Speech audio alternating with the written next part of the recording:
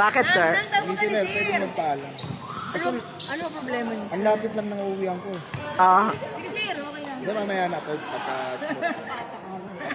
anong gagawin niyo, sir? Papaalam ako under time. Kaya okay lang kahit tinabidyoan.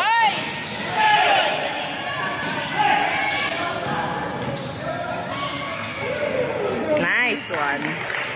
Galing? Magkakakampi rin ba ito sa labas?